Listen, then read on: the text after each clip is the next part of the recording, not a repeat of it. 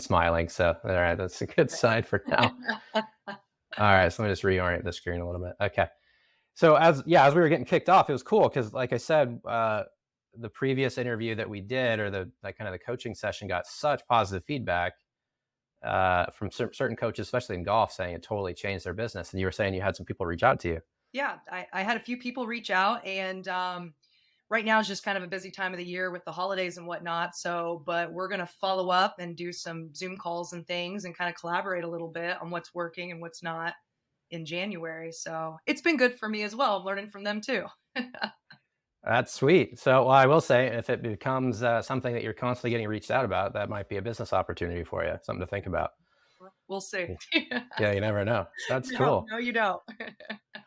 So, Nicole, there's been great debate internally about how to pronounce your last name. Can you once and for all just pronounce your last name for us? It's Fugers. Fugers. Boy, Oh no, we no, would we have got off never the got boat. that. It's French. We got off the boat and we butchered it all up. I'm sure it's supposed Got to be it. pronounced very pretty, but we do not. It's just Fugers. Too many vowels. Because I had one guy say it was like Fugazi or something like that, and I don't know. No, It has I've all. I'm gotten sure you've heard it all. everything you could possibly imagine. I've gotten it. Well, let's jump in, because anybody that's been following along has already heard kind of, again, our kind of coach to coach conversation about your business in particular, kind of diving really in deep. And while I think we do want to highlight some of that, there's a lot of other opportunities, I think, to just kind of learn more about your business and what you might have to share with others based on what you've learned, rather than kind of them learning through you. So as we get kicked off, maybe just catch us up with where you are today. Like, what's a typical day in the life of Nicole right now, running your academy and doing all that? Well, because it's towards the end of the year right now, I actually went in to prepare for this, went in to look at financials and things like that. And it was really cool to see that as of right now, total sales is 98,000 roughly. Ooh, So man, you're so massive, close. massive difference from where I was this time last year.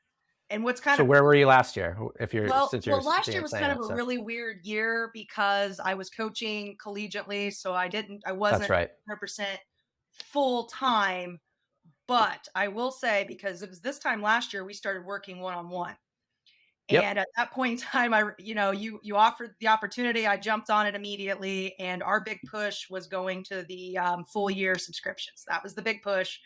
I knew it needed to happen. I was scared, but I'm telling you right now, it was the best thing I did.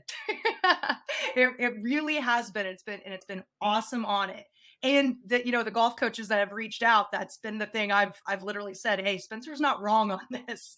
The full year program, that is the way to go. And just kind of looking at it, the business has evolved quite a bit. My niche is pitching, although I'm from a rural area, so I kind of do a little bit of everything because people reach out. They just look at me as the softball guru in the area. Right.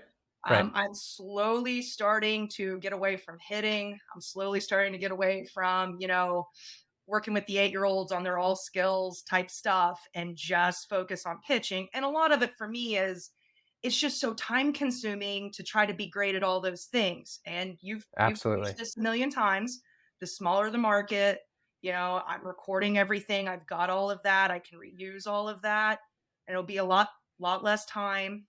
I think for me, it's just looking at it as what do I need to make per hour to hit my overall goals for the year?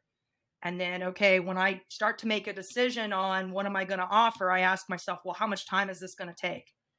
And I got to a point where it's like, okay, I'm making this on hitting, but it's taking this much time when I can literally half the time in pitching because I already have everything and make more. So does it make sense for me to do hitting? And as an entrepreneur, no. As a Ah, coach, so pumped to hear you speak yeah, like this. yeah. Yeah. As a coach, I want to say, yeah, I want to do it because these girls, they need me and whatnot. But you got to kind of have that little bit of be a coach, but at the same time, you got to think like an entrepreneur as well if you're wanting to hit those big milestones. So shifting the mindset there was pretty big for me. But essentially, what I've kind of done is starting in March, because we were working and I had this time last year, I finally got everything kind of ironed out. And then starting in March, I just basically told my parents, okay, this is what I'm doing. I'm no longer selling the 8-week classes, because at least I wasn't doing per hour. I was at least doing some sort of Yes. classes. You had already evolved, which was good. Yeah, Yeah. I had evolved, but then it was okay, the next step, and I just told everybody this is where we're going. You're signing up for a full year if you want to keep working with me. I understand if you guys decide not to. I was very transparent. Here's the deliverables. Here's the time. This is what's going to cost you. Had it all laid out. Every person said, "Okay, we're on board." And at that point in time, I said, because this is new and this is evolving, if you Mhm. want out in 6 months, you can get out in 6 months. Sure. And Great. yeah, and that was in July, so it would have been a good time. The kids would have been done with, softball. It was a good win-win for everybody. I had roughly, 30 players roughly that did the 12-month. I probably lost 5. And That's good honestly, numbers. yeah, oh, great numbers, great. And honestly, I kind of knew going in I probably wasn't going to retain those 5, and a lot of it being, Yep. they were starting to realize they didn't like pitching. So Fair enough. Right. when Yeah. when it came into July, there was no hurt feelings, nothing. I mean, it was just everything's evolved, and it's okay. We're going to part ways now.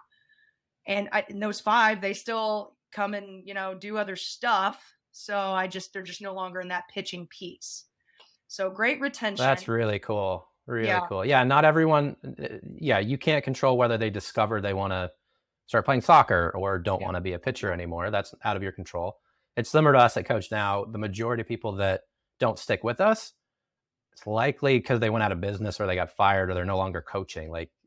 So, Yeah, in similar veins, if you're providing high value to people, the reasons they quit are not necessarily that they're dissatisfied with the yeah. service. Right. No, and literally that, I mean, that was the feedback. No one was dissatisfied. They thought it was great value for everything. They just their kid kind of reached that point where it was just no longer a good fit for them.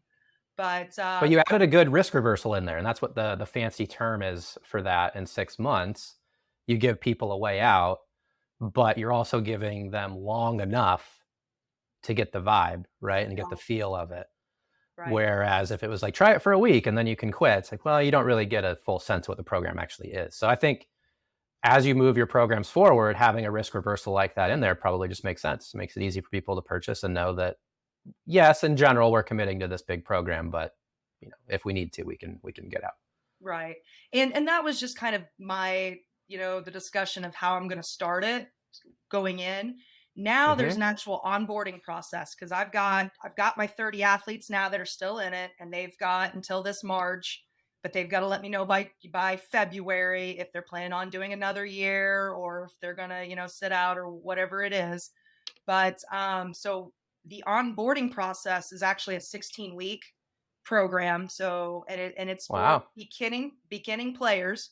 If and there's not a lot of spots to it, because I have a lot of kids that are wanting in the year program, and there's only so many hours in the day. But they sign up for a 16-week course, and I just flat out say, right, it's a tryout period.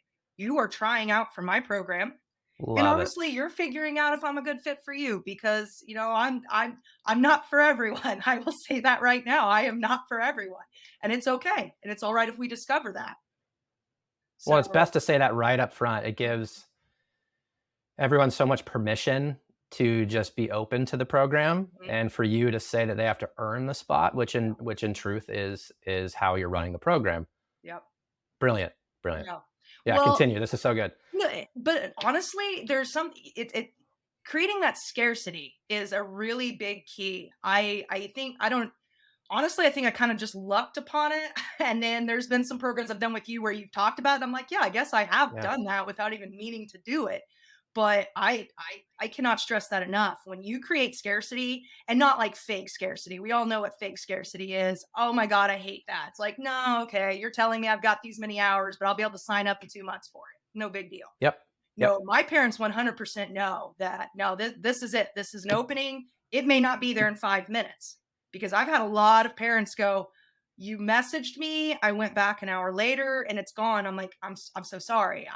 Yeah, I Wow. apologize, but it is gone. There is no, somebody else took the spot. But that's kind of, I've got that 16-week program. At the end of it, they've had to have met certain KPIs. There's certain, I call them the little tests. They've got these drills that they have to hit certain numbers on, certain benchmarks. Once they get that, then they move into the actual 12-month program. If they don't get it, then we kind of have a little period of, well, why didn't we? Is it, is it we're not putting in the work? What is it? And if we feel like they're real close, then we'll do another 16-week with them. But if we feel like Mm, it's a work ethic thing, then it's just okay. It's just not going to work. It's okay. It's just not going to work for us. But there's a big board in the I call it the lab, my facility. There's a big board with all the kids' names, their ages, all these different skill sets. Like you have your mechanics, your spot and placement, so on and so forth. And they get these little stickers once they pass one of the KPIs. And it's really cool. I mean, I know it's so rudimentary, but when the kids walk in, it's the first thing they all mm. want to check out. The If they're all parents coming to the same walk in. place, it's a great thing to do. Yeah. No, and they see, oh, that girl's throwing this. I mean, that fast. It's just got all their metrics and all their numbers. And but no, so that's kind of the facility part. CoachNow is a huge part of it. I mean, we use CoachNow. That is from day one. We use CoachNow. The kids, they have their own little group that they're in. They have their drill videos that I post in there and I create. They're supposed to be doing their videos and posting in it. We've built a community around it. So the kids know that I'm going to critique their videos, and everyone's going to see it. And we have a lot of discussion, Cool. especially with young ladies, because sometimes them, videoing them, Sure. they're going to see. We have discussion on it. It's a Yep. community. We're all learning from each other. It's And it's safe. I mean, it's not going to get out to TikTok or anything. It all no, stays no, there. no, exactly. And I always, Yeah. if I am thinking about using something for social media, I ask the kid first. I ask As if, yeah, as you if should. Yeah. they, everybody signs something, but I think it's really important for, especially my young girls. Do you mind if I use this? You look so awesome in it. Can I please use it? People are going to like that. And for the most part, they always say yes, but I'll have a couple that they just don't feel comfortable. Well, it's interesting as you say that it kind of makes me think of some things that I've generally realized lately. Because I've always been a huge proponent of what you're saying. You got to get the permission. So many coaches don't, which just grosses me out on so many levels. But the other, if you're working with young girls, right? Hmm. They're in an athletic motion. They're Yep. doing something where they're putting a lot of effort into it. Yep. Their face is going to be a certain way, putting Oh yeah. that hard work face, Yep. and that's not usually a face they showcase Yep. on Instagram, No. right? No. And I Exactly. actually had this conversation with our developers because they're amazing people, but they don't necessarily understand like the athlete face. Yeah. And I was saying, well, we can't have people because stock footage. This is what I realized. If you look for stock footage for sports, the main reason, aside from digital imagery that's not real, like a fake soccer ball flying through the air, but the main reason it's not real is because someone's smiling. Yeah. Exactly. They look. And I They look. finally realized that that's why it looks so bad is because people are Yeah. smiling. It's like you don't smile during sports. Right.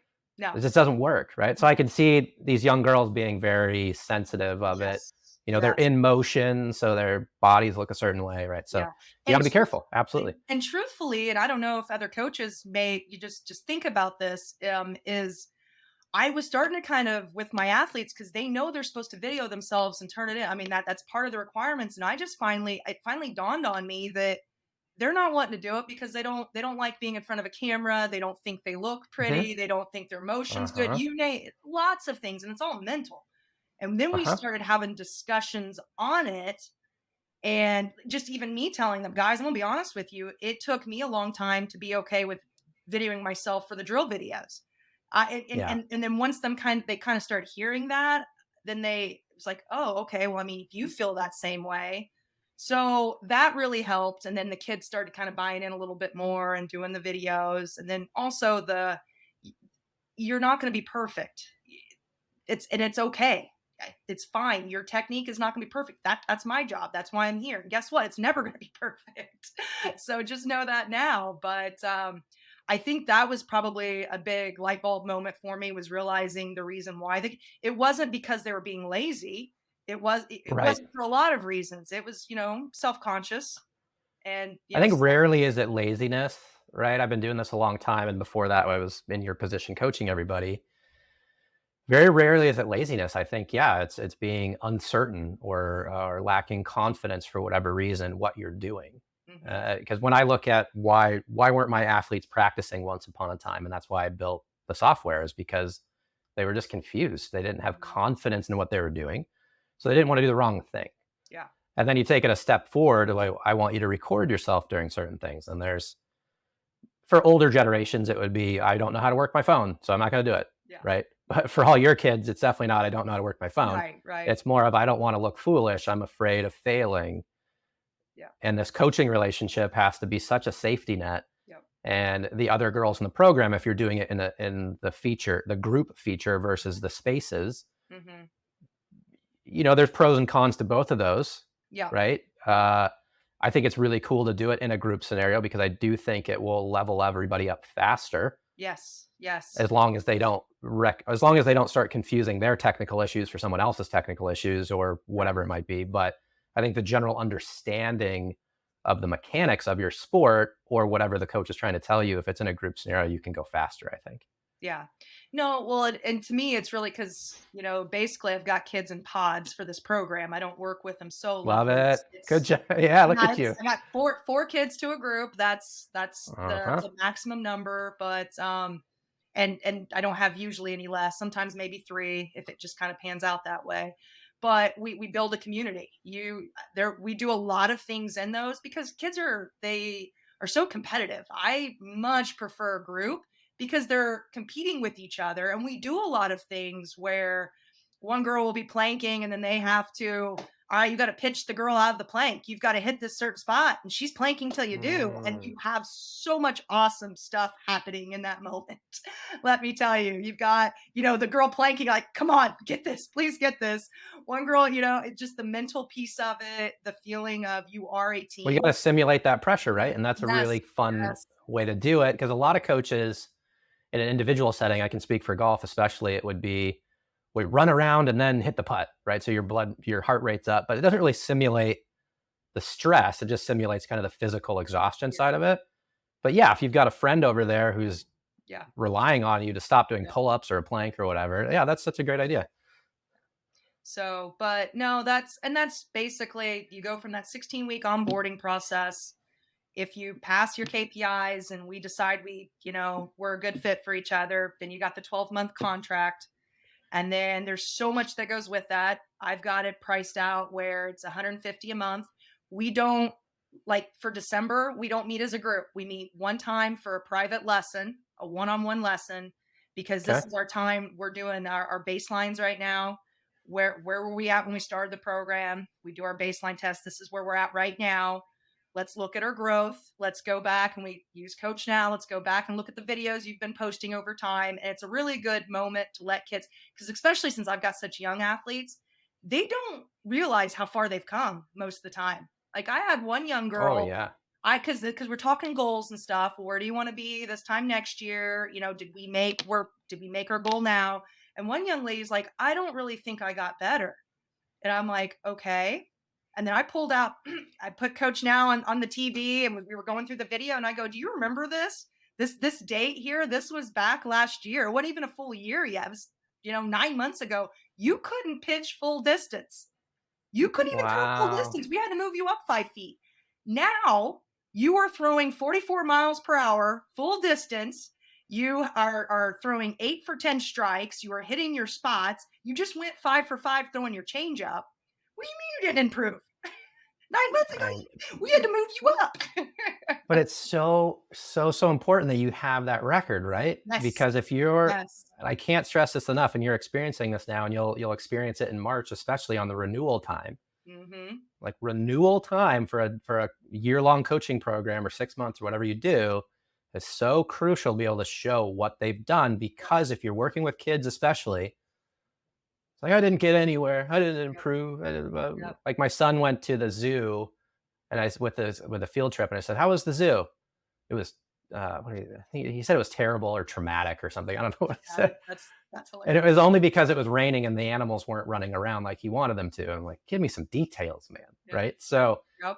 the kids will always just brush over it. Yep. And who are you ultimately selling? It's the parents. So you Parents. need to be able to showcase And the everything. parents in there on those meet, so they're in on it.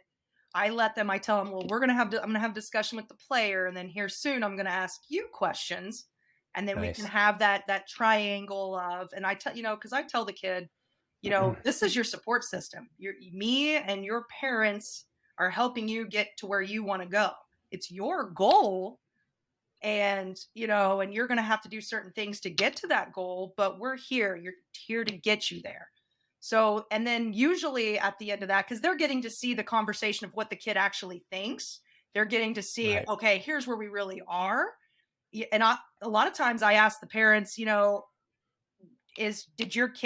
they get where you wanted them? Did they meet all the goals? And every single parent I've had so far on our one-to-one said she's exceeded 100%. I would never have thought she would be there right now where she's at. So, I mean, 100% when you're getting that. And truthfully, if you looked at my, marketing and my social media, I'm the world's worst at that. I'm so bad at that. But some of it is I don't really have the motivation right now because I'm sold out and I'm not spending the time doing it because the kids and parents are going and doing all of that. They're going Yep. to the ball Yep. fields and, and excelling and selling that stuff. Now, as I Well, say I've that, generally, my goals for evergreens are for next year, and I'm going to have to. yeah. As I say that, it's going to be changing in a few months. Yeah. So if you want to reach beyond your sphere and create Yeah. digital products, yes, Yes. things do No. need to evolve and they will, but you absolutely do not need to be a social media master to be a successful entrepreneur in the world of coaching, right? And I Yeah. say that way for a very particular reason, Yeah. right? You're a business owner in coaching. Right. All of these same skills, as you well know, because of everything you've done previous to this, translate to just about any other business that you might want to do, Yeah. right? So you're flipping the switch a bit so that you're making sure that you're thinking about things with that hat on instead of the coach hat. And right now, you've got great word of mouth, you've got great retention, you're creating programs that you can forecast against. Hmm. So as a business owner, that's really important, right? Yeah. Is that you're not collecting, although maybe, and we can talk about this in a minute, you're not collecting the year's tuition up front, Yeah. although maybe you could if you discount it a month or two, right? So an annual membership paid up front is cheaper than going monthly. Yeah. Because if you could do that, now you've got cash in hand Yes. that you can allocate towards facility upgrades, maybe hiring somebody to now be your batting specialist. Yeah. So that's one of the directions I wanted to kind of take this conversation is that you're going to continue to niche yourself out as this pitching specialist. Obviously, there's lots of other kids that want to come and see you and be a part of your world. You don't want to kind of pick up pennies and step over dollars in a way. So that's why you're niching down. But is there anybody you could train up or anybody that you could hire to come in and be like, okay, we've got pitching covered. Boom, you're the guru. And eventually you hire someone to replace you, which would be even better. Yeah. But is there somebody or is that a plan of yours to try to It niche is out for a plan. pitching Like or hitting? I just launched something called I actually call the Academy, and it's a 16-week program for I got an 8 and under group, a 10 and under group, and a 12 and under group. And essentially it's kind of your all skills. It's not pitching, it's more fielding, running, being a better athlete kind of thing. We spoke And about that, right? Be a better athlete kind of program is be a a better nice at catch-all. yes. And Yeah. that was something last year I was really wanting to kind of start adding, and basically those kids would eventually filter into my pitching program. And honestly, a lot of the kids that's doing it are pitchers of mine too already. Okay. So they got a discount if they were a current pitcher wanting to do this. But I've actually brought a high school kid that I've coached for a long time. She's been helping me and she's terrific and amazing. And my goal is these girls that I've had since they're 8 years old that are now getting to 16, they're going to be the kids that I hire and pay really well. It's good for them too, that Yeah. they're going to be the ones doing my beginning classes because they know it better than anybody, the system. And then Oh, and being they'll be closer in there age has a using it, and special I'll kind be of there thing to too. kind of check Yeah. in, but I won't be there for the actual in-person part of it. Love it. Love it. So it's evolving. It's just taking some time. I recently just started collaborating. Like I got a nutritionist that came on board. We actually just had our first Zoom meeting. So all the girls that's in the 12-month program, they're getting these, So Zoom good. meetings that we're having. I've got a young that she's actually this makes me feel really old. I keep saying I started coaching when I was 19, so it's really not that I'm old. It's just that I started young. But this young lady that she's actually a discus thrower. I coached her in softball, and she found out, in high school that discus was her thing. She was an All-American. Um, she's training for the Olympics right now in Paris, so she's pretty high Wow. level, pretty awesome. But she's now doing our strength and conditioning stuff. So, Ah, that's just starting to get kind of rolled out too. So, a lot more collaborating. And again, all yeah, using Coach Now because they're able to come in there. We're all able to see and build on each other. And as I told, my athletes, they're really good in their area. It's not my area. My area is to motivate you guys and to make sure that you guys are doing what you need to be doing and providing those resources. So, it's slowly evolving. It's just hard being in my area, and I'm really big on my whole business is I'm developing the future female leaders. Like, I believe that with all of my heart, and I truly believe if you want to develop female leaders, you got to bring in strong female leaders. So absolutely. I can find male coaches, but that's not my business model. It's finding the right, female coach to come in and help train the girls as well. No, So that's a really, really important distinguishing point, yeah, right? I think, and you want to keep leaning into that as a separator, yeah, because I am consistently surprised, having done what I've done for so long, is that we don't have more female coaches. One, because if we look at our database, we just know yeah, we have way more men than we do women, yeah, and even across that, a lot of those men are coaching women's sports. yes, I don't know why.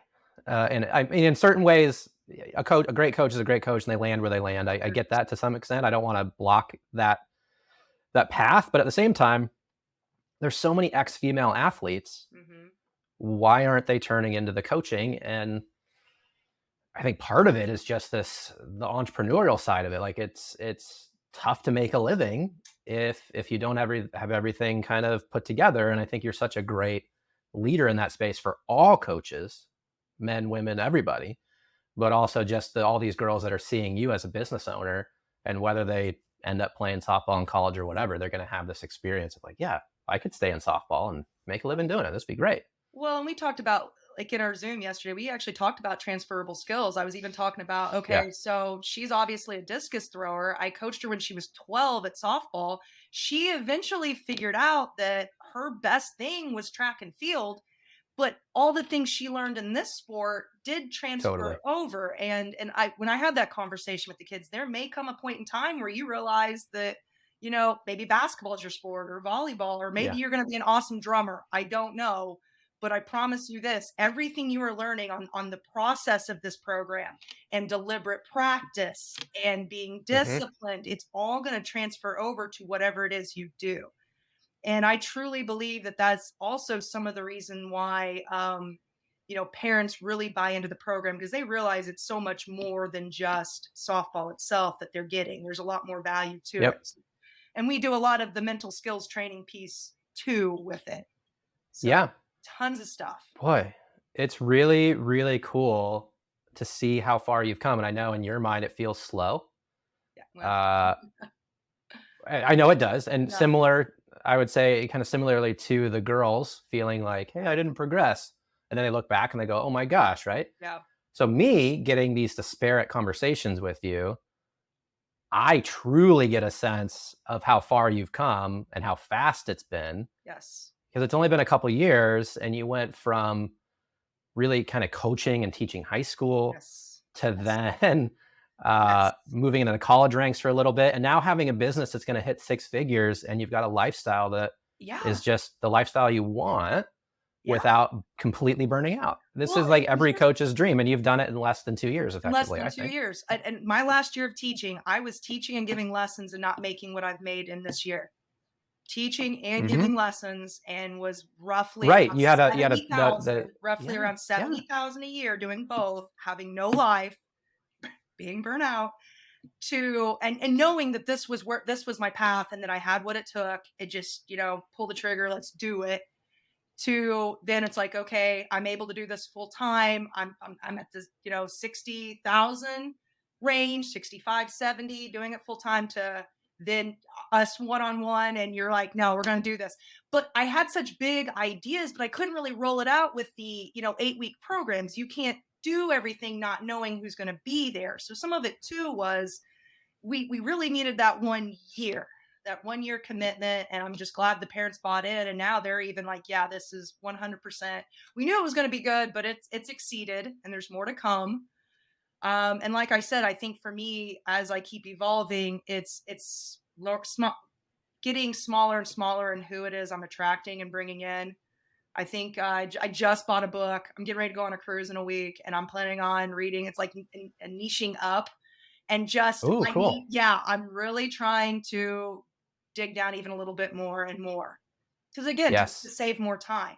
Because it has been nice to, when I actually break down how many I 16 hours of in-person time a week is what I do. Yeah, I Say know. that again for Who's anybody listening. who's jealous of me? Yeah, 16 hours a week of in-person time. Obviously a lot more time doing, lots of other things to continue to But build it's on it. your own It's schedule. on my It own fits in where it fits schedule. in. Exactly. But 16 hours a week of working with athletes is what, and that includes my, the group sessions. That includes, because I offer one-on-one.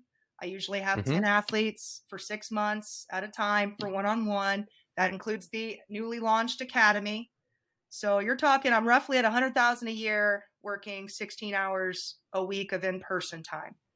And And yeah, that's what I said, right? yeah, That's what I said in the yeah. first No, blueprint. I and was I like, just, it's totally possible. You I can do I it. promise you all. I promise you. I'll have to send I'll take a screenshot of what I sent the one golf coach that reached out, and I'm like, Spencer's not wrong. I swear I said that.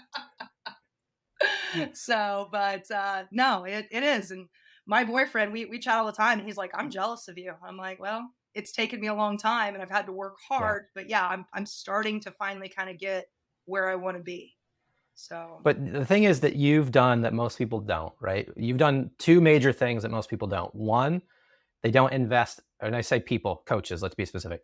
They don't invest in their business acumen, their entrepreneurial information, right? They don't invest at all. They don't take yeah, any courses on it. They just gather more technical certifications, more hardware, yep, more debt. yep, And they don't then take action yep, to the information that they have then learned, right? yeah, And I've consistently been impressed by the action that you've taken, and that's why you are where you are. And now you're beautifully positioned to hire more people, to mhm, create even more scale, more revenue. And I think the further you niche down, you're now in a better position to launch digital products yes, so that you can have a combination of hybrid digital products. And we'll talk about that in a minute, or pure evergreen, right? You'll mhm, find your way to what suits your audience and suits you best. But really, what I'm hearing is that your business has become simpler in a way. yes, Even though you've maybe done some complicated things to make it simpler, you're now in a simpler position, which I think is the envy of all of us, right? We want simple yeah, businesses that are working, so that effectively all your job right now, today, is just to run programs and build relationships. And then eventually it will be, when you get into this digital side, it will be to collect email addresses and make offers. yep, yep, That's literally the digital empire that you'll build, is collect emails, make offers, and that's really the only business, right? So you'll have multiple streams of income, and hopefully you can take weeks off at a time and yep, still be making money, right? yep. That is the end goal. That's next year's goal of, I want to be making money while Yeah. I'm sleeping. That's Yes. I want to make this amount of money sleeping. That's my next year's goal. Well, let's talk a little bit about that, because you've blown it out of the park with all the things that you've done. You've pushed past your fear and went into the year-long programs, Mhm. which is so cool. Most coaches are coming to me and they're like, they love the concepts of what I'm saying, but they're afraid to pull the trigger. So I really hope we can get as many people listening to this as possible, because you just got to pull the trigger. Yep. The same would be for level two, which I'm about to launch this month, about digital products and automating income and things like that. But let's just kind of talk about it at a high level. What kind of things from this past year are you thinking, oh, maybe I could bottle this up and sell it kind of independent of me? What kind of things are you thinking?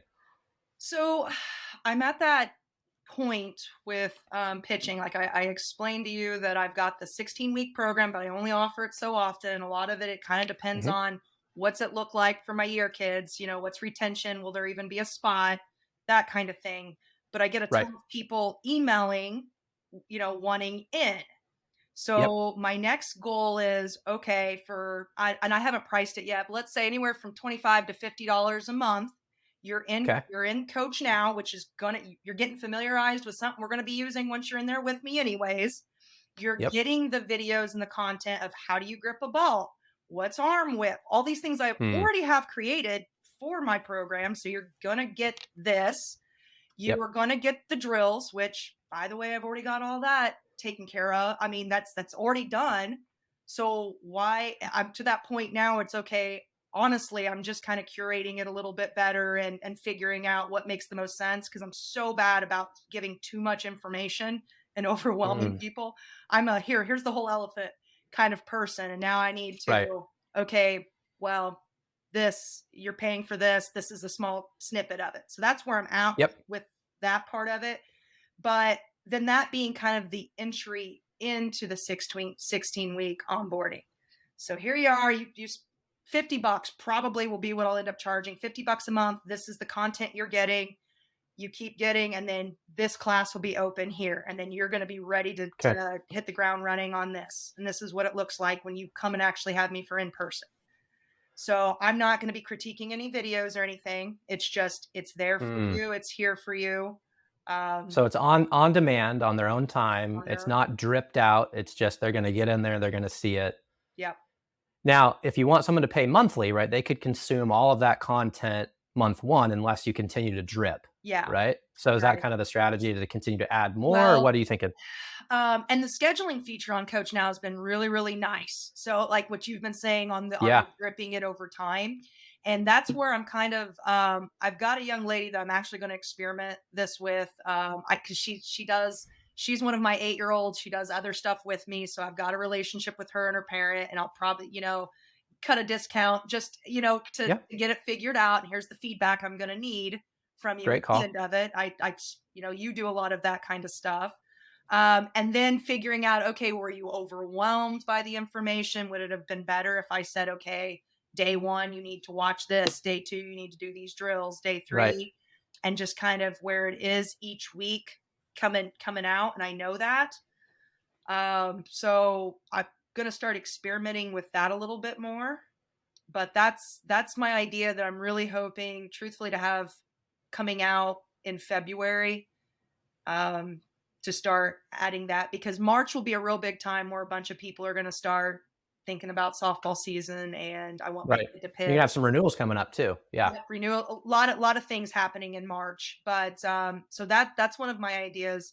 Another thing I've been playing with is this idea of and part of like the academy of it's you got your technical, you've got your tactical piece, your mental piece, and all these Hmm. things, and letting anybody that wants to come in, they can come in, they can get a little piece of that within the group where these other things are private unless they want to pay for it and add it, but then at least they're getting a little bit of the community, they're getting a sense of Mm.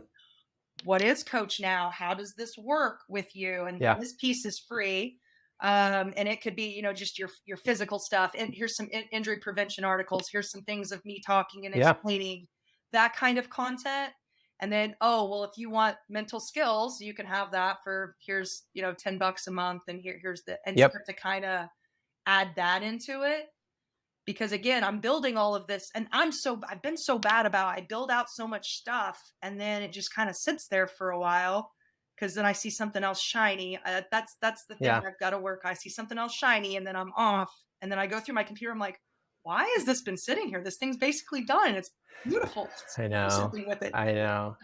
We all fall victim to that as entrepreneurs. That's is one of the curses that we fight the fires in front of us sometimes. And but that said, you recognize that that's a challenge. So what I'm confident that you'll do is you'll start setting aside time where you revisit some of these things and you knock them out.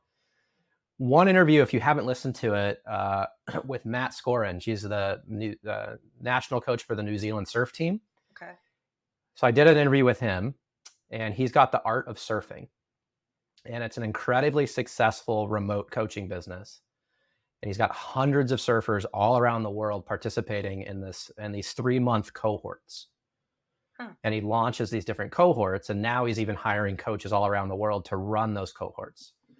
So when you think of subscription, sometimes it's a little bit more effective to have a start and a stop, because people, for Netflix, we're fine, right? We're going to pay for it until it's ending. That's fine.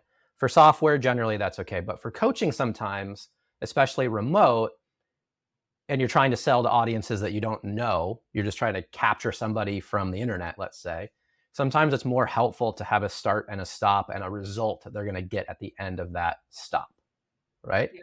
So I think Matt's done a really good job of saying, hey, this cohort starts February 1st. It's going to go for 3 months. In his case, you must already know how to stand up on a board and have basic skills. Otherwise, you can't join because it's going to be too advanced. But he's going right for that kind of average, passionate surfer. He's not going for the competition surfers because that's his day-to-day coaching business, but this is his digital product. So when you look at how far you've niched, and there's a whole world of softball pitchers out there, there might be a program that you can offer with all the existing content that you have that is maybe 90 days to an outcome. I don't know what the outcome might be. And you're grouping these people together on a certain start date. And then for you, you know that they've paid for the 3 months right up ahead. Mm-hmm. And it's not something that you're going to have to continually feed. You don't have to feed the beast over and over again. Right, right. So, and then what Matt has done, which is pretty clever, is that he's got a broader academy product, an online academy product, where it is an annual subscription, and he drips out content every couple weeks. Anybody that's in there, he'll analyze one surf video for them a year, and it's in a group setting. So I think listen to that interview, check out his website, and anybody listening to this, please do the same, because if you're looking to start digital products, sometimes it's difficult to go from I'm a regular coach like you are in this position, you got a nice solid business now, to then going, oh, I'm this digital online guru where all my content just lives on and I've got these evergreen products that just sit and make me money all day. Yeah. I think that's still the end goal, but I think there's a lot of steps in between that. Yes. Yes. Right. And I think level 2, as I said, the blueprint's going to kind of hit on that, is that there's some in between steps, and evergreen is not the only way to do it. It's a place that you could maybe get to, but at that point, you got to be really good at capturing new emails and making tons and tons of offers, right? Mm-hmm. You're probably going to have to do paid acquisition on social media to drive new traffic to these evergreen products that are $99 one time, let's say. Right. So you do want to get people into some sort of recurring. And I think you have an opportunity, if you look at this cohort example, it might be a way to bridge the gap with some of your existing content, drip it out. Okay. So you're not in there every day, but you're dripping it out. You got a community. They're all fired up to reach a certain KPI. Maybe there's a way that you can say, hey, you qualify for this group if your miles per hour on a pitch is X, right? Mm-hmm. And we will improve your miles per hour by 1, 2, 3, 4, 10. I don't know what you can reasonably do. Right. But try to make a pretty bold claim of what you can do within reason. And maybe there's a 3-month digital program that you can run people through and get some information and see if it works. Yeah. What does that kind of sound like to you? No, it does. It's that it's structuring it, kind of like you said. I actually took your second class with the evergreen because I knew that's where I was wanting to go. I wasn't quite ready there, but it was really, really good in the sense of, okay, you have pure evergreen, but there's a lot of in between there. And I definitely think I need to have more of the, you meet weekly at this certain time, we have discussions, and you build kind of a community type approach, and then slowly build that down to my hands are off, this is what you have kind of. So a good example, yes, the launch sequence that I lay out, and I'll share it generally now because it's going to be out anyway for anybody that's a pro member, but you launch live as many times as you feel you necessarily need to do it. And then you either use that recorded content or you reshoot it, but you know what needs to be kind of finessed and adjusted because you've had live feedback. Mm-hmm. Then, in your case, You run a beta group for a few months, this beta cohort, if this is the decision that you kind of end up on. And then from there, you have plenty of information to know where to go from there, but you're not necessarily setting up a community that you need to support every month with Right. tons of content. Right. And Yeah. Jerem, who's listening in, has already talked me out of that myself. So this is more of like Jerem saying, "Hey, man, I don't think we have time to do that as much as I would like to do it as well." Right. Uh, Yeah. Yeah. because I'm still running all the day to day of CoachNow. I don't just get to sit and have conversations all day. So finding that in between zone, I think, is really important for all of us when we start looking towards creating kind of digital education products, whatever those look like. But I do like the, when you're doing it live and you're getting the feedback, because there's been a lot of times something that I thought was, minute, not a big deal, that I'm seeing a lot of, oh, more and more parents are saying, wow, that was really important. And I'm like, huh. And here I would have just skimmed over it, not even realizing it was something big, but there's a lot of people that they want that, they need that. So, and then knowing Yeah, how and to, you're gonna get yeah, yeah, and you're gonna get anecdotal feedback, and then you also want to do surveys because then people have a chance to think about it. So we've gathered a lot of great information from the surveys we've done since launching all these educational products. We don't do as much for the software because we just crowdsource so much information in that, because we have hundreds of thousands of people using it all the time that give us information. Plus, we kind of have our own plans for certain things. But I think when it comes to like a digital education product, and the delivery mechanism is not your normal, which is you in front of somebody or in a group like that, yeah, getting that feedback is really, really important, and how to structure it so people can go through it on their own or they go through it with a little bit of help. So there's a lot of learning for sure on how to do it. yeah. So But let's talk about the brick and mortar a little bit more, right? Because I know a lot of folks have been asking me, and this is kind of a precursor to level 3, but a lot of folks are just really confused about having a physical facility and what that takes. And I know we've spoken about that at a super high level, but a lot of our coaches are actively working for someone at a place, and they are not responsible at any level for the facility, finding the facility, paying the bills, whatever. But they want to be. So maybe just, is there any kind of advice you can give me or anybody on what to watch out for, what's some good stuff to be doing, around that? mine was pretty unique in the sense of, again, I'm in a rural area. Yep. When I moved back, I lived in Ireland for a year and I got my master's in sports psychology. When I moved back to Indiana to be closer to my family, I literally was at, okay, I am going to have my own facility. I'm going to do these things. That's the only way it's going to keep me sane moving back to rural Indiana. And Yeah. and truthfully, what I kind of figured out, the way I was going to make it happen, was I bought this old water building, and I turned their shop into my facility, and then their office I made into like what I called a little apartment. So that was where I lived at. That was my residence, but then I could also give lessons. Obviously, that it worked for me at that point in time. I didn't have any kids. Yep. I mean, so it worked, and it was being creative. That's kind of the big Hmm. key of, don't get so pigeonholed on, you have to have it this way on things. I was able to buy it. I was able to put, I put 30,000 into it. Um, you know, and I'll be honest with you, I opened the doors in February and the turf wasn't down. The turf wasn't down till May. And I had the turf, but I just knew I was going to have to put the turf in and throw my back out in the process of it. So, but it was okay. The parents, they had a facility. They were completely fine with knowing that it's not pretty right now and it's okay. And now when you look, I mean, and I've had people that you maybe came in February and then came in not very long ago. They're like, wow, it's changed a lot, it's evolved, and it's, yes. And luckily I didn't wait for it to be perfect before I started taking money. It's like, it's not gonna be perfect and it's okay. But at least you guys don't have to drive 2 hours to go to a facility to get good instruction.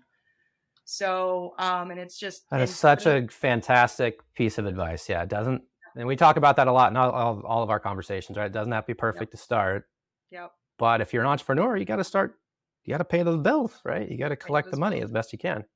And Hmm.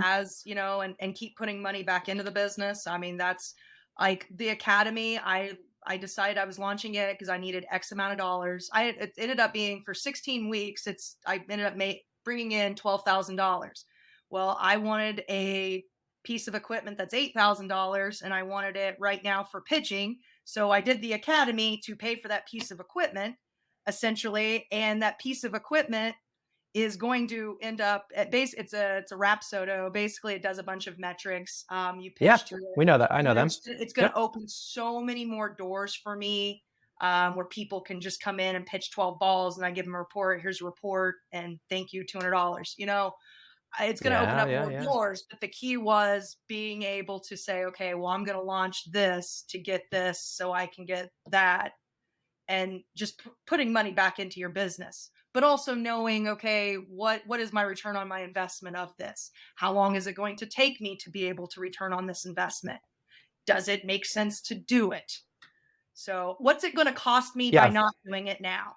Because I was kind of, I Yep. mean, I went 3 months of, I can't afford not to do it at this point. I've got to put Hmm. that whole trigger. So Well, if you can clearly understand the ROI and how soon it's going to take to then cover the initial costs and then what it's going to make you in the long run, right? That's just simple yeah, math and just yep, understanding your business. The other side too is, and I don't know if this would work for you, but a lot of coaches, once they get this fancy piece of equipment that produces data in whatever sport they are, there's too many to list. A lot of times there's unsupervised rentals of this too, of, hey, this is down hours. You can come in, throw 15, 20 pitches. It's $50. You just get the report and you're out of here. yep, Or it's part of their monthly fee or whatever. You kind of bake some of that stuff in hmm, to cover the cost. And then it maybe even lets you get 3 or 4 of these things eventually because there's just so many people using it even without you standing there. yeah. So And I that's don't know if what that works for this equipment, but it might. But it it will. It's definitely going to open up a lot more doors on different things because a lot of college coaches want that data. So that's going to be yeah, how I'm exactly. marketing it too. It's Hmm. going to bring in a lot of revenue with very little work, truthfully, Good. and it's good for the kids too. So, but and then also with the facility, something we talked about last year was basically I'm only giving during a school year giving lessons from 4 p.m. to 8 or 9 p.m. You've got all this Right. downtime, and I'm working on right now finding like a yoga instructor and things like that to come in, and Cool. again promoting only females. Like you bring in your Hmm. older generation that's off during the day. They're able to come in and do Hmm. some resistance training and yoga and things like that with an instructor. I'm really wanting to start hosting a mom and daughter workout together thing. So I've got some ideas for it.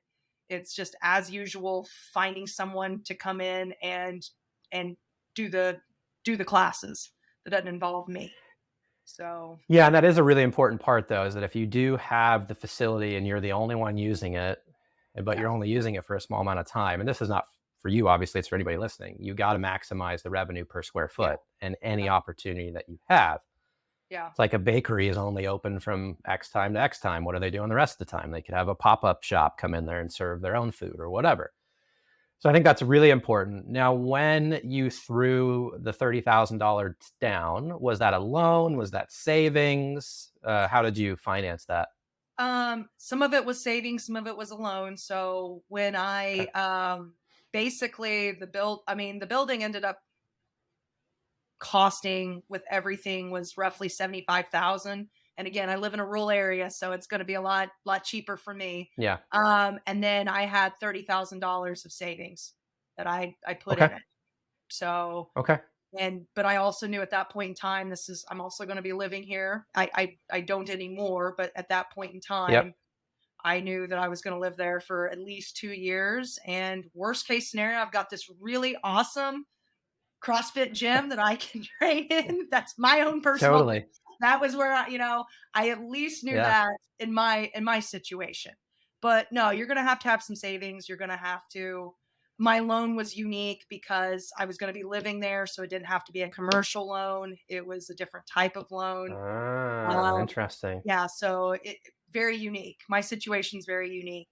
I will be refinancing at some point in the future and making it a commercial loan. because lovely Okay. taxes, and taxes is another one that's always Yep. fun for business owners, and I'm learning every day more and more with that. So But um, you own the building outright. Is that correct? yes, You yes, you own it, right? You're not okay. So that I want to touch on that because that's not an opportunity that most people will have. But if you do have the opportunity, please do it because now you've got this fantastic asset. Because let's say you yep, just want to retire from coaching yep. I tomorrow, can sell it. Yep. lease the building to somebody else, and now you've got a great investment. So it's like And I've had people such a reach big out. winner for you. Yeah, I've literally had Yeah, people that's given me offers. So, I yeah, mean, it is. It was a smart, to me, it was a smart risk. Of course, it was a risk, but it was a super smart smart. risk.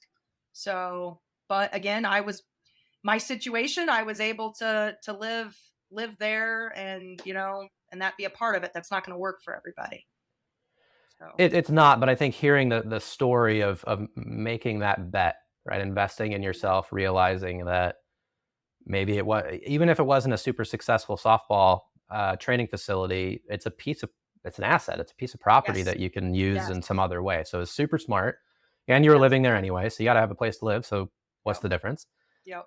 So as we wrap up, because I've taken up a good chunk of your time already, and there's so many good nuggets in this one. I hope that we get a lot of listens on it. But for you, knowing what you know now, and you see these new coaches kind of getting into their specific sports, what kind of entrepreneurial advice would you be giving some of these folks to help them get off and running?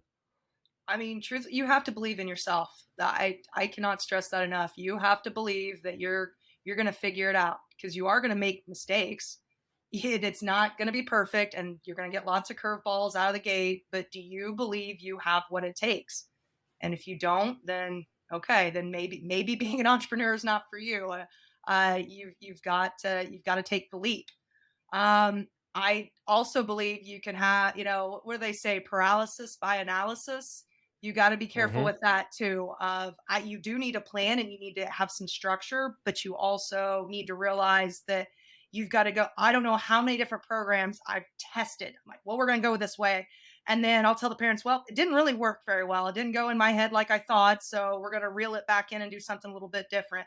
Or no, this was brilliant. We're going to keep going down that path. Yeah.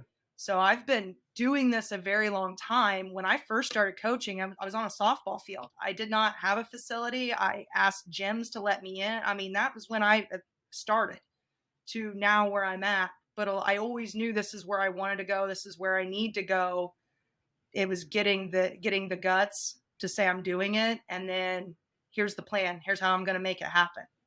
So I Yep. think if you don't have that, then I mean, that's a big part of it, being an entrepreneur. You believe in yourself, you'll figure it out. Yeah. Yeah. Absolutely. You got to be willing to risk it a little bit here and there. You obviously have it numerous times. I think another thing that you said during that piece of advice is, and you didn't use these words, but I think the message there is being transparent. So Yes. as you have customers that love you, they know you, they trust you, as long as you're not having everybody throw at their opposite hand all of a sudden because you read it in a book, something real Right. crazy, they're Right. going to trust you. And it's okay to be transparent with them because they're more invested in that way. They'll go along for the ride with you. Oh yeah, definitely. And I think that for anything that you buy, I hate car salesmen. I hate shopping for cars for a reason, because there's yeah, so for much that hidden reason. Yeah. stuff, and you're constantly looking for all Yep. the hidden stuff. The person that's just, hey, this is point blank something, and they tell me the bad along with the good, I'm a lot more opt to, okay, I trust you. I'm gonna buy it. I'll at least go in for a month or two and see how things roll, because I trust you. Yeah. So yes, Yep. transparency. Yeah, I think that was one of the greatest assets when we launched Edufy, which is now CoachNow, many years ago. A lot of people were in the early email phases of that. And they knew exactly what was going on all the time. And I would say it's still the same thing for all of our education products, especially when we launched. It was very transparent. Hey, we've never done this before. I don't know how it's going to go, but people are asking for it. So let's give it a shot. Yep. And we continue to evolve it. And it's been a lot of fun. But it's really important to build those relationships. But the last thing I want to ask you, and I haven't asked this in other calls, but or other interviews, but I think we'll see how the question goes and see if it's a helpful one. Your CoachNow best practice. you've been using it a while. You're very successful in the way that you use it. If you look at all the different use cases out there, is there anything that you might be able to distill for people? And I think you've already given some really good advice around helping certain athletes feel comfortable recording, because that's a lot of concerns for coaches. My athletes aren't buying in. And well, let's figure out why. It's definitely not the phone or the technology. It's something about them, right? Right. But past that, what other things might you suggest, a best practice that you've adopted over time? I use the group feature a lot, and I use it a lot because you can do the channels to kind of Mm-hmm. I call them file folders. I try to explain it to kids like you have a folder where you're going to put, Mm-hmm. in this folder, this is all of our warm ups. If you ever want to look up how to Mm-hmm. warm up, we go to this channel and you know it's going to be there. This is the Mm-hmm. channel where I'm teaching you. This is our pitching concepts. You know that you can go to this folder and you're going to find all the information of how to do things. That has been Yep. kind of, I think sometimes it gets, Coach Now is really awesome, but sometimes if you start getting a lot of content, it's hard to find it. And Yep. definitely 100% using the like the hashtags and things like that to find it, and making sure that you label things so you can go back Yeah. and find that better. 100% is useful. The scheduling, the new thing that you just rolled out on the scheduling is definitely invaluable. I'm so glad that that's finally an option to do that, because and I Yeah. It's have cool. honestly with my one-to-one kids that I know that I need to have my touch points. I schedule it out as soon as they come in. I know every Wednesday at this time they're going to get a Cool. message from me right out of the gate, but it took me 5 minutes for that month where I know, okay, I'm booking this, I'm scheduling it all out up front so I don't even have to think about it. They message, then we've got some dialogue on some things. That is definitely something I suggest doing, instead of not using that and then asking yourself, did I message them, did I not, why haven't I heard from them, that kind of thing. If you can schedule it out and just know it's going to be Wednesday at 7 in the morning, then they're going to get back with you if you send it to them like that, and you can have then that dialogue of back and forth. That's perfect advice. Yeah. And we kind of label that under the idea of micro touch points, right? Just having those touch points with athletes is so important. And now that you can automate a good chunk of it, and there's going to be improvements on all these automation features over the next couple months. Yeah, I'm stoked that you're using it. We've gotten great feedback on it. We're going to keep expanding it to do even more. Me too. But absolutely, it's one of my favorite features too. So I'm glad you're leveraging it. Yeah. Um, yeah, so I think we've kind of reached it here. You've killed it. So much good stuff during this conversation. Yeah, we marked it. We're going to share a bunch of episodes. Anything else that we haven't covered or that maybe we've missed that you feel like people ought to know? No, I don't think so. I mean, that's just kind of been my journey. I know there's a lot of Yeah. coaches out there that's like me, that has, this pie in the sky vision, and it you can get there. You really can. I think backwards designing has been huge for me, of this is what I want, and then working backwards from it. I haven't really talked much about that, but that is a big thing that's really helped me, where I can say, right now I'm in December and I said I wanted end of this month, I wanted to be at 100,000. And it's so cool because when I checked in, it's like, I've met it. I'm there, but I should have, So because cool. I backwards designed it and I met all of my monthly goals. So I should have been, but And that and was we'll my leave last it at bit. that because yeah, we'll leave it at that because that was one of the biggest things I pointed out in the level 1 is just so many coaches are just like, "We'll coach and see what happens." Yeah. There's no business in the world that operates that way.